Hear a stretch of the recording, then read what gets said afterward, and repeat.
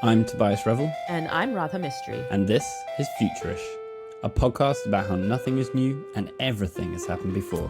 We've been working and playing in futures for over a decade of hype and bluster amidst increasing uncertainty and complexity.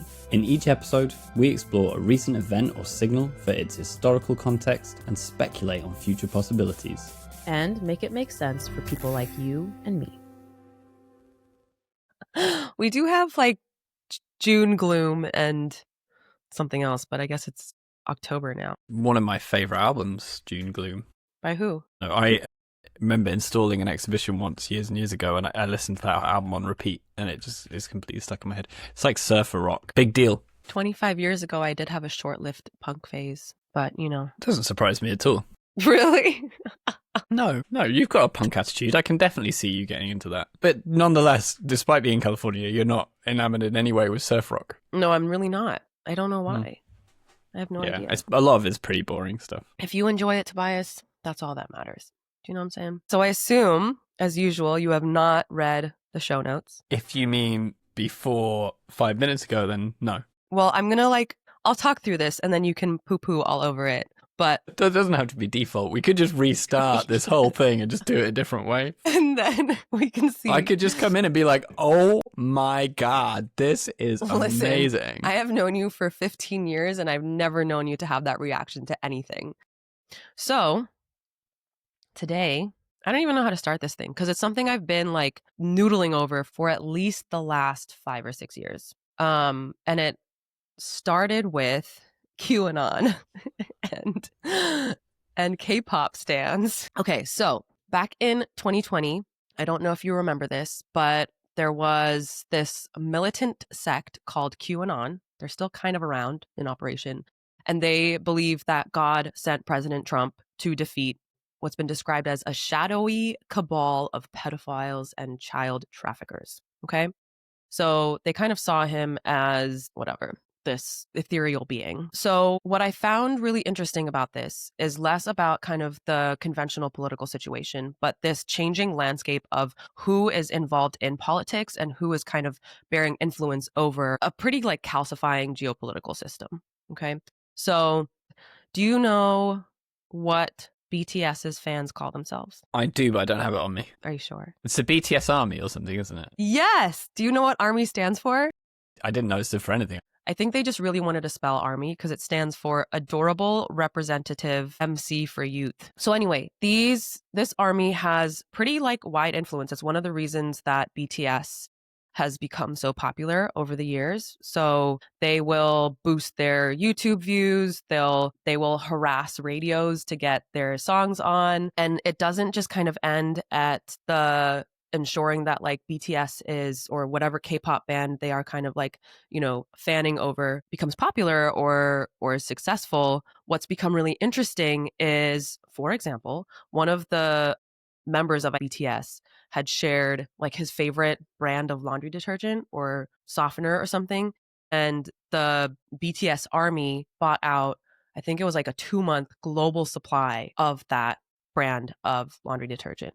When the band endorsed the Hyundai Palisade in 2019, the SUV was on back order for months. So I would say that is equivalent to the economic influence of a small nation. Now, when all of this QAnon stuff was happening, primarily on Twitter, what they started to do was this thing called keyboard squatting. And this is, again, the kind of the political landscape was the Black Lives Matter protests were happening, right? There was a lot of kind of political upheaval, a lot of pain, suffering in society. And they flooded these hashtags hashtag White Lives Matter and hashtag QAnon. And what you would instead find was these GIFs of these gyrating boy band images. And so if people are popping onto this thing thinking that they're, gonna find something that aligns with their views, with maybe QAnon views or White Lives Matter views, they were very surprised, maybe disgruntled. So that's one piece. So you kind of have these virtual army descending upon, commandeering these hashtags. And I'm purposefully using that language because I want us to start thinking about this kind of entity as an army, as a militant force. Okay. How does this BTS Army organize itself? and decide on its actions? Or is it disorganized and is purely mimetic? It's disorganized. It's not like, it's like one person will kind of say something and everyone will kind of go along with it. If they are fans of BTS, they kind of have aligned views and aligned values on something, right? One of the BTS fans was interviewed as part of this, and she said you kind of become indoctrinated into the kind of like value mechanism of somebody who is a BTS fan, right? So they're all on Twitter talking about BTS, and That's they right. also see that a bunch of people are going after right-wing Yeah. hashtags, and they're like, Yeah. yeah, I'll get in on that. That's how my mates are doing that. I'll get in. That's exactly right. That's exactly right. And what they ended up finding was BTS had publicly supported the Black Lives Matter movement. And what they actually said was it was primarily due to pressure from their fans. So there is this kind of like undercurrent of a particular political view amongst that cohort. Okay. Now, I don't want to harp too much on BTS Army because there are a few other players in this. What we really want to be focusing on here is this kind of like this legitimization of things that are happening in these virtual territories. Okay. So then we're still in the midst of COVID, and I think COVID accelerated a lot of trends. And there's a few different examples of this that I really thought were interesting. One was that there were a bunch of Black Lives Matter protests that took place in games like Animal Crossing, in World of Warcraft, in Toontown, in Grand Theft Auto, in NBA 2K, and in The Sims. Okay, so again, these virtual territories. Now, obviously, like in a game like Animal Crossing, where I think you can only have maybe 8 people at a time on an island, it's not necessarily gaining critical mass, but there was enough people doing it across the platform in a similar way. Okay. I think famously Roblox as well, because of it being preteens, often on That's Roblox, right. who aren't allowed out basically on their own to protest on the streets. So, you know, if you're 13 years old or whatever, you're going to jump into Roblox. That's right. And that's exactly what it was, is that part of this was, it was during lockdown, so folks could not go out into the streets to protest. And it wasn't that they weren't just protesting about Black Lives Matter. We were also seeing folks using Animal Crossing New Horizons during the Hong Kong protests. And it became enough of a problem to the mainland Chinese government that they began to ban this in the kind of app marketplace. That's such a shame. I mean, that's such a lovely game. I'll take your word for it, as usual. What do you do culturally? Honestly, I'm just trying to survive having 2 children. It took me having chronic surgery to pick up the PlayStation again. So Well, there yeah, you that's go. fair enough. I understand. See? Yeah, my husband's is just gathering dust somewhere. So then we flash forward a little bit, still COVID times. And now we're talking about Fortnite. So Travis Scott very famously held a concert in Fortnite. It was estimated that 12.3 million people showed up at the same time, which is wild. That's got to be one of the biggest concerts of all time, right? That's right. And it wasn't asynchronous. Everyone was there at the same time. And I was reading an article and someone was quoted as saying, you know, you can easily imagine larger and more immersive events in the future. And some crystal ball gazers are now seeing Fortnite as a lot more than a game and possibly a major player in virtual reality. And then they kind of hearken to, you know, Ready Player One, this idea that maybe something that's more kind of common in our image of what the metaverse is, where, you know, people play, socialize, and live their lives online. Sorry to interject, because I did have to find out. Just completely useless trivia. The top attended concerts of all time. What are they? Rod Stewart in Rio de Janeiro, December 1994, 3.5 million people. Okay. Jean-Michel Jarre, 1997 at Moscow State University, 3.5 million people. I mean, 12 million people, Travis That's Scott. wild. That's 4 times as many as Rod Stewart could attract. This tells you something about music, doesn't it? I don't know if it tells us something about music or if it tells us something about this generation. Fair enough. Carry on. Sorry, I didn't mean to. No, I'm sorry. I apologize. Can't help myself. Whenever there's an opportunity for a statistic, I'm like, Ooh, gonna get data. Yeah. Facts. You know what? One day it's going to come in handy, Tobias. Okay, where were we? So Travis Scott, 12.3 million people showed up. That is wild. Apparently, the most attended concert since then was Rod Stewart in 1995. Is that correct? 31st December 1994, Rio de Janeiro. All right, cool. Brazil. All right. So then, like, Travis Scott, cool. But what ended up happening after that is Joe Biden's campaign during the presidential election kind of saw that and said, hey, why don't we promote our campaign through video games like Fortnite? So they, maybe not as coolly, basically built a Fortnite map. And they also released custom codes for Animal Crossing, and they had a full Biden themed island that players could visit. One of our U.S. House Representatives, AOC, Alexandria Ocasio-Cortez, also streamed a popular kind of Twitch stream. And so you can see now more conventional politicians starting to use these video games and these online platforms in some interesting ways. To me, that starts to say that these virtual territories, these kind of like online communities that are gathering in these spaces have some legitimacy in the view of politicians. Would you agree or disagree, Tobias? I would agree that there is a perception that they are social arenas for politics to happen in. Yeah. And I want to I understand there's also a bit of meshing here maybe with social media, and that should definitely be part of the conversation, but I kind of want to park that to the side for a moment, because we already kind of understand the hyper siloing effect that happens in social media, and we talk about that a lot in the political arena. Where I really want to go, do you have any idea where I'm going with this? Well, I'm going to assume, Rada, for the sake of our friendship, that this is heading towards the greatest institution of all time, which is British parliamentary democracy. And you're going to start talking about the English Civil Wars. Absolutely not. Well, that is a disappointment.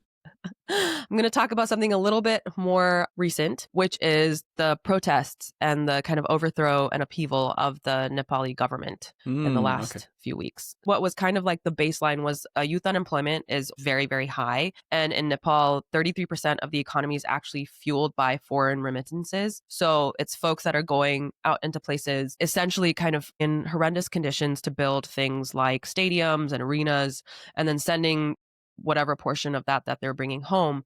But there really isn't a lot of homegrown kind of prosperity in the region, and there's a massive economic disparity. So the children of government workers and politicians have an immense amount of wealth. They flaunt it online in some pretty blatant ways on things like TikTok, and the general population of primarily what started in kind of of Gen Z was really disgruntled and incredibly kind of disappointed in what was happening with their country. So they created this Discord server called Youths Against Corruption, and it started out as a way to gather folks around a shared mission to peacefully protest what was happening in the country, in Nepal. Now, the thing that I find really interesting first is that a lot of this organizing is happening on Discord. They had kind of like daily announcements going out. They were letting folks know where these protests were happening.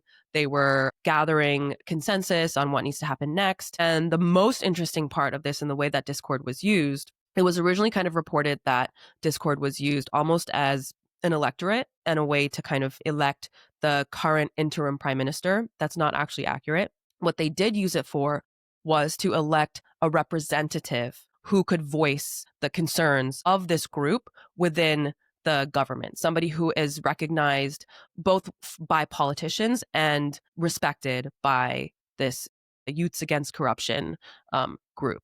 And how many people are we talking about in this group? Like, how representative is it? Thousands and thousands. I believe it was over like 100,000 that were involved in this. There was like 5 different candidates that were up for that vote. But I loved this quote that actually came out of the New York Times. Was somebody had said, "The Parliament of Nepal right now is Discord." And I thought that was really, really interesting, that somebody could start to kind of use language that we typically associate with, again, more conventional political structures and systems, and start to kind of merge that with this, contemporary language and like the use of Discord.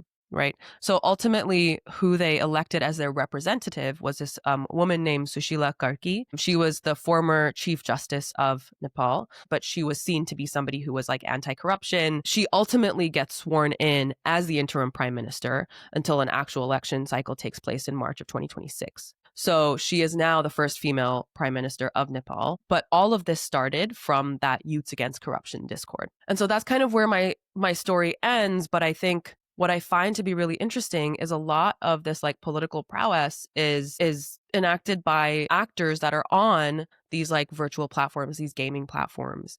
I wouldn't call Discord a gaming platform, but it emerged originally as a way for online gamers to communicate with each other. It's sort of epistemological and philosophical underpinnings are in gaming culture. That's right. And so like, well, you knew that. I didn't. And I love that you knew that. So it felt like it came from gaming culture, but I just couldn't put my finger on why. It's not like Slack, is it? You wouldn't get people organizing a No. revolution on Slack, would you, or Teams? Could you imagine like the next political revolution on Slack? Anyway, so for me, like this is something, like I said, that I have been thinking about since 2020, that I've been following since the K-pop stan, keyboard squatting, this like BTS army commandeering hashtags. And of course that did ultimately influence the US election at that time. We've now seen it in its most current iteration, this virtually organized cohort of people, of citizens, coming together to overthrow government and put into power somebody that they find to be the most maybe capable to do the job, at least in the interim, right? And now we can say that like that youth protests and that is not a new thing, right? But I think the new thing here is the way in which they are gathering and the way in which they are kind of exerting their power and influence. And that's happening virtually in these like online spaces. And so there's two pieces of that to me that feel really, really cool. Is like, one, as an architect, to think about the fact that that virtual space maybe has just as much legitimacy as what we would traditionally call like the physical, maybe built environment. That to me feels really interesting, because if people are gathering in these spaces, what does that mean for the way we design them and what role they have? And so much of architecture, at least traditionally, I bet you didn't think I was going to take it here, but Still waiting on the English Civil War to come up.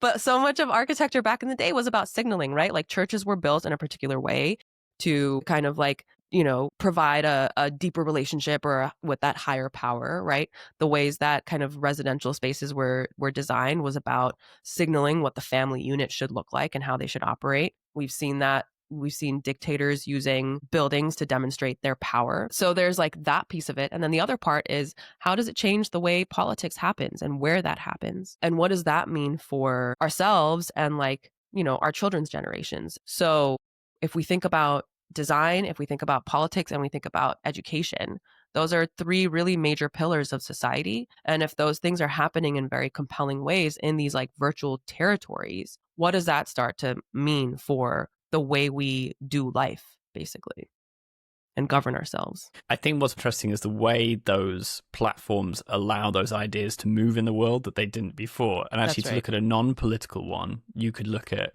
the very famous GameStop meme stock example. So it wasn't political. It was, you know, it was a critical mass of people in internet communities on Reddit mostly who built up enough critical mass to impact the global financial markets, right? Because they were just angry about the hostile takeover of this small video game manufacturer. And again, that connection to game culture is interesting. But what's interesting there, and that's why I asked the question about the BTS army as well, is these things are mimetic. They're not directed. There's not a plan or a strategy. There's sort of a tide that moves and a semi-autonomous crowd-based decision that occurs that results in a certain outcome. But I would argue that that is political. Like if you are shifting market trends in a massive way, that is a political act. Yeah, you don't think so? And so like, while that might not have been the original, like, you know, original intent, to me, what I'm trying to kind of think about is like, what are the things that a nation does, a country does? Are we starting to see behaviors that we can start to kind of like overlay and say, oh, this thing looks like this other thing? So even the GameStop example to me feels like I've seen countries operate like that and exert influence in those ways. You said you disagree with me, and that's not allowed. How dare you? You don't think that exerting like that much market influence is a political act, even if it wasn't intended to be?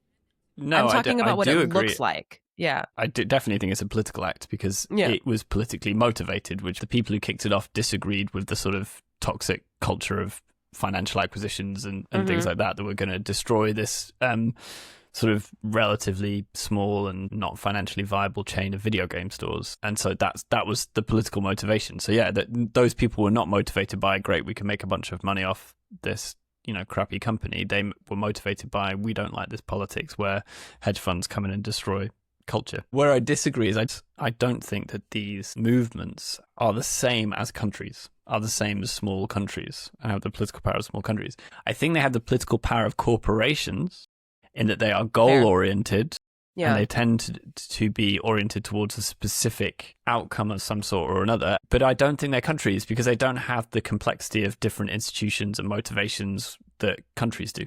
There's a question there of like, could this youth against corruption movement have happened on a different platform, which I suspect it's as much a contingent circumstance they ended up on Discord as anything else. I think it just happened to be there and probably was quite comfortable for them to slip into. I mean, and like I said, like I'm less interested in the specificity of the platform itself. I'm more interested in maybe something I'm oversimplifying, but this idea that things are happening in political acts are taking place in these like virtual environments.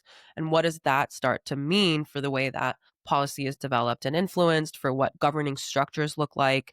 Ultimately, I think there's also a question because we're seeing countries like Slovenia providing digital citizenship for folks who are willing to invest economically in the region. So it is beginning to kind of like hearken to this idea that these like virtual territories perhaps have a little bit more stake in these more like conventional, archaic systems. Yeah, I think that's right. I think that's a really interesting thing when you zoom out to quite a macro level and say that virtual communities, whether founded on Reddit forums, Discord servers, or in video game worlds, are anchored in physical beings whose political discourse in those virtual spaces is shaping the physical world in which they really exist. And that is a relatively new thing. I don't know what historic precedents there is there that's sort of similar. Obviously, these things have been going on for decades, and there are platforms and games like Second Life and The Sims that have been around for quite a long time, and people have kind of like That's built... exposing your vintage, isn't it? Talking about Second Life. Dear God. But anyway, so I think what I want to leave us with is like, how will this change maybe the way that our children take part in government affairs, or like, you know, how they begin to like make decisions about policy and you know, does voting look the same? And maybe these things are like boring questions, but I do feel like there is something shifting in the way that politics are happening, where it's kind of tearing apart the system we have taken for granted. There's a question underneath it about authenticity. I looked very briefly at the Joe Biden Animal Crossing stuff, and I can't imagine it went down well. I don't think it did. I mean, you look at the map and you're like, that's why I said they attempted. I don't think successfully, but they tried. Yeah, and so there's different contrasting things, aren't there? So, you know, AOC and Madani's use of TikTok, for instance, masterfully done. Yeah. You know, very authentic. Amazing. You know, not, you know, giving a lot of aura, to use the term that I believe is appropriate. You're trying to be too cool, Tobias. You're trying to be too cool. We're too old for that. See, that's bad for aura. I know that. Anyway, you know, there's an authenticity there where I don't think Joe Biden jumping into Animal Crossing, where it's probably one of his interns operating the avatar, is ever going to win anybody. But for instance, another one that was very, very successful and has been lots of people talk about and has been attempted to be replicated in different ways is Audrey Tang's work in Taiwan with different direct democracy methods, where over years, hundreds of thousands of people have been involved in petitioning, participatory voting, public assemblies around key issues, feeding back directly on policy, you know, contributing directly to legislation in collaborative editing sessions.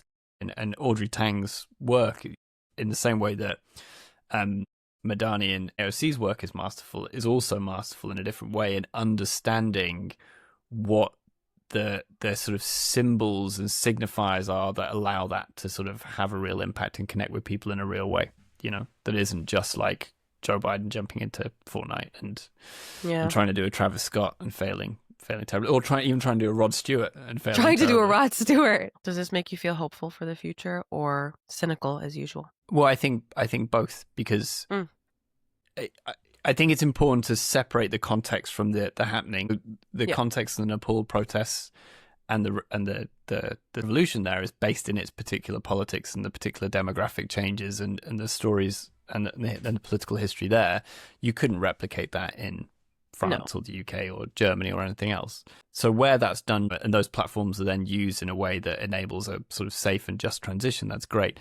But where they're used cynically, you know, as they are often in the US and in Europe, to reinforce the current norm or to undermine or quell protests, or even, you know, in the case of QAnon, which you started with, to, you know, gin up violence against people based on speculative conspiracy theories. That doesn't give me hope. All comes back to QAnon, doesn't it? I once called QAnon the world's most successful speculative design project, and I sort of stand by that. You know what? I'll take that. No notes, no critique. Well done. Don't end so on smart. that. Don't want to leave that there. Well, congratulations on being just a regular old plain human again. But I also understand that they didn't let you bring home the implant. I know. So I asked sad. the consultant. I asked the consultant. He said you can't do it. And then I asked the nurse, and she said I'll find out. And I thought she's not. Yeah. She She thinks just I'm didn't want to let crazy. you down.